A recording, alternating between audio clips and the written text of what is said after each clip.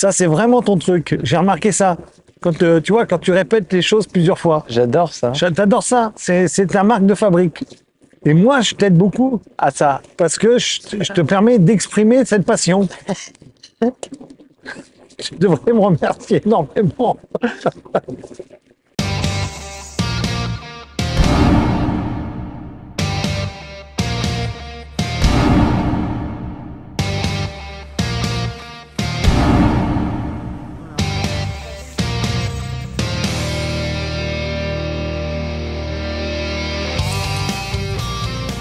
Salut Internet, moi c'est Tom, de la Tom Burger Academy. Intro spéciale pour cette série, donc petite remise en contexte. La série 2GS en Albanie que tu vas voir est une formation itinérante. C'est-à-dire que Rodolphe m'a demandé de lui organiser une vraie formation voyage, et il m'a laissé carte blanche. Bon, ok, j'aurais pu l'emmener quelque part où j'avais déjà des traces reconnues, mais après réflexion, la plus belle chose que je pouvais lui offrir, c'est de l'emmener avec moi en terre inconnue. Alors j'ai bossé fort pour tout préparer. Et le concept est très simple, aucune trace prédéfinie. J'ai des traces et des itinéraires dans tout le pays. Aucun hôtel réservé. On a tout notre matos pour bivouaquer. On choisira sur place, en temps et en heure, où on dormira, où on mangera et où on roulera. Alors si tu veux soutenir mon travail, pense à t'abonner. Ça m'aide largement plus que ce que tu peux imaginer. Je compte sur toi Internet.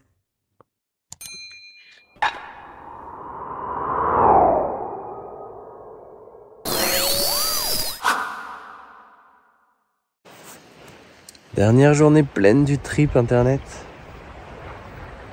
Et encore un réveil compliqué.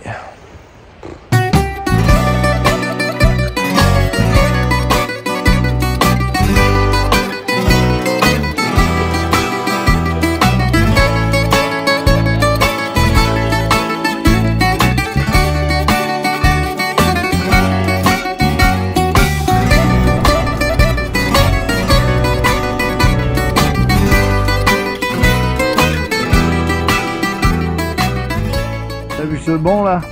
Le banc il est pensé pour. Hein.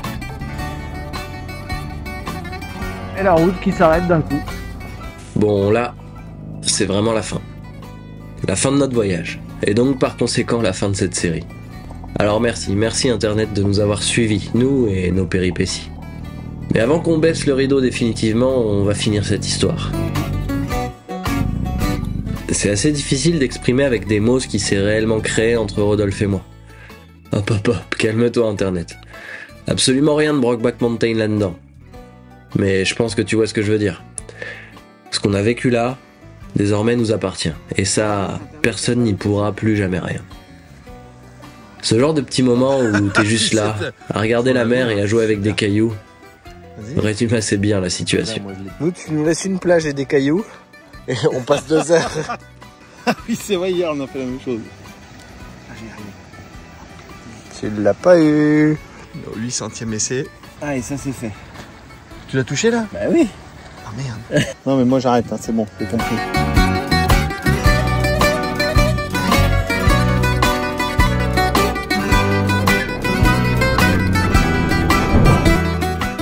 Alors que chaque tour de roue nous rapproche un peu plus de chez nous, je peux pas m'empêcher de penser, sans trop savoir comment l'exprimer, à comme un certain manque de liberté qui m'attend en retour. Et c'est au moment où je monte cette vidéo internet que ma pensée s'éclaircit. Monsieur Blake vient de sortir sa vidéo sur son road trip au Portugal. Comme très souvent, il exprime des sentiments qui parlent à beaucoup de gens. Et cette fois-ci, plus que jamais, je voudrais m'associer à ses propos. Je cite: « On va dire qu'en France, notre rapport à la moto est assez conflictuel. Tu sais, loin de moi l'idée de faire le rabat-joie, mais les panneaux d'interdiction, les réflexions, je pense qu'on a tous un peu connu. J'étendrai même les propos de Monsieur Blake au-delà de la moto. Notre rapport au véhicule à moteur est devenu assez conflictuel. Et c'est en fait ce sentiment que j'avais, que c'est agréable de rouler. Rouler et encore rouler sans se faire juger, montrer du doigt ou juste se sentir coupable. Parce que tu devrais pas être là, parce que patati, parce que patata. Parce que toute la pollution du monde, en quelque sorte, visiblement, est due à toi. Mais j'ai beau réfléchir, de toutes mes forces, je vois pas la différence entre rouler sur une route goudronnée qui passe forcément au milieu de la nature et une route qui ne le serait pas. Donc le vrai problème, c'est pas la pollution, mais l'image dans la nature que les véhicules à moteur ont. Et si on y réfléchit, c'est sûrement dû, comme très souvent, à une toute petite poignée d'extrémistes. Et qui donc dit extrémiste, dit forcément un conséquent manque d'ouverture d'esprit et de point de vue différent du sien. Parce qu'en fait, quand je dis que c'était agréable de rouler aussi librement que ce qu'on a fait, ben ça devrait pas. Ça devrait juste être normal en fait. Je devrais même pas avoir à le souligner. Mais on en est rendu là aujourd'hui, en France, en 2022. Alors je pense qu'il est temps d'arrêter de se laisser faire, et d'essayer de changer cette image qu'un tout petit groupe de personnes essaie de nous donner. Ouais, je sais, ça va pas être simple. Mais celui qui essaie pas a déjà perdu. Il y a absolument rien de mal à rouler sur des routes qui sont pas goudronnées. Et n'en déplaise à tous les endoctrinés, c'est même l'inverse en fait. La bétonisation à outrance des pays laisse de moins en moins de place à la nature. Alors comme pour tout, faut juste essayer de trouver un juste milieu.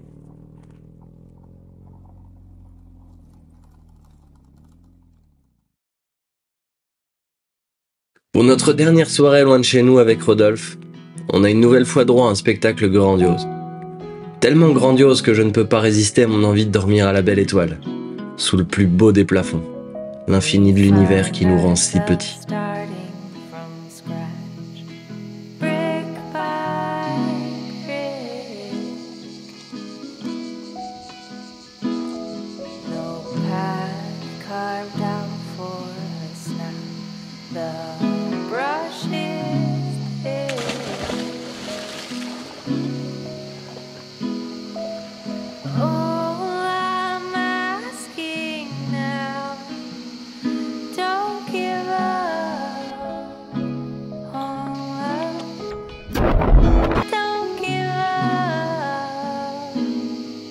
On profite de notre dernier réveil, de notre dernière baignade, de ces derniers endroits magnifiques.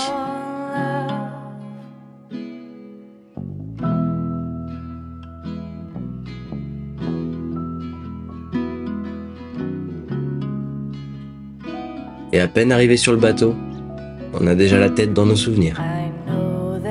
Un mot en albanais. Falamendere. Merci, ça veut dire. La première chose à laquelle tu penses quand tu te remémores ce trip. Miresh. Miresh qui nous a accueillis, son sourire, sa famille, dans ce lieu perdu. Un coin de paradis dans un lieu hostile. 3 mots pour qualifier l'Albanie. Montagneuse, accueillante, gourmande. À la louche, d'après toi, combien on a fait de kilomètres? À mon avis, on a dû faire 4000 km au global, 4-5 000. Et à mon avis, on a fait 1500 km en Albanie.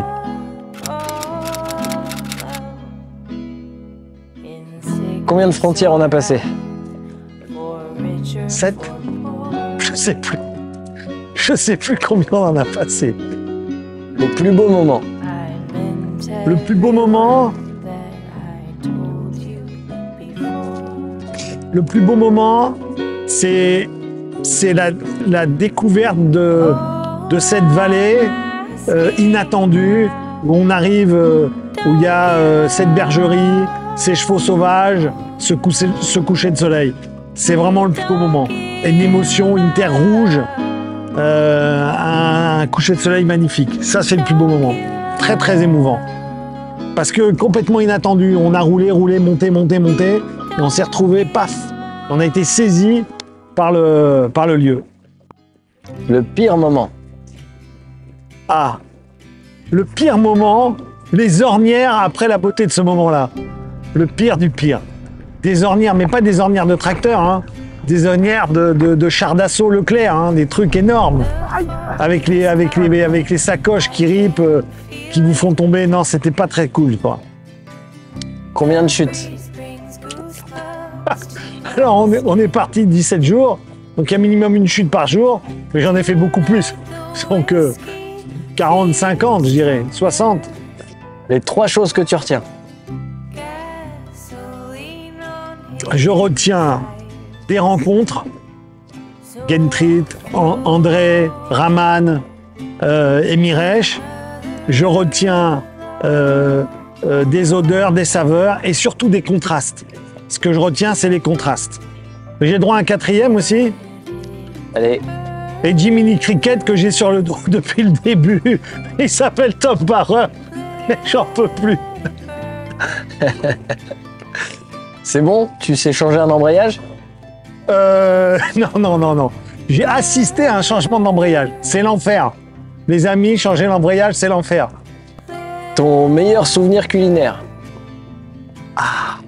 La salade grecque en Albanie. Pas en Grèce, en Albanie. C'est la meilleure. Les oignons, la fraîcheur. Ça sort du jardin. Les oignons, les tomates, la fraîcheur. C'est la salade grecque en Albanie, c'est à tomber. La boisson qui résume ton voyage? Ça, c'est facile. C'est le Bravo Piche. J'en bois pas. Le Bravo Piche, jus de pêche que... Où on allait, Bravo Piche pour Tom. Une anecdote albanaise? Une anecdote albanaise. Là, tu me...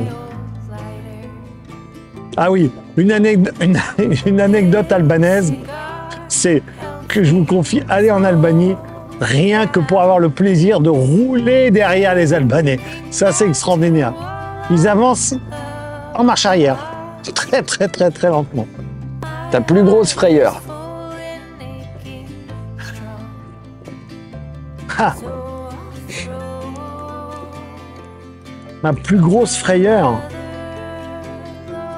Alors, en fait, des plus grosses frayeurs, c'est pas les mêmes au début qu'à la fin. Au début, mes plus grosses frayeurs, c'est mes premières grandes descentes. Et à la fin, on avait à peu près résolu le problème. Et à la fin, ma plus grosse frayeur, c'est ce petit passage sur le dernier jour où le mental m'a fait faire un petit écart où j'aurais pu tomber et me faire mal. Je me suis pas fait mal, mais j'ai eu un petit peu peur. Justement, est-ce que tu t'es fait mal? Oui, à la cheville, mais pas en off-road, sur la route, et c'est une négligence bête. Mais je me suis fait mal à la cheville, ouais. Il s'est passé quoi? Je roulais sur la route avec le pied gauche un petit peu en dehors de la moto, un trou et boum, le pied gauche a accroché une partie du trou et donc c'est tordu, double foulure et c'est pour ça que j'ai eu un peu mal, ouais. La suite, c'est quoi?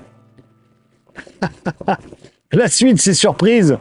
On sait pas, on verra. Ça va dépendre de Jiminy Cricket. Quelque chose à rajouter? Non, aller en Albanie.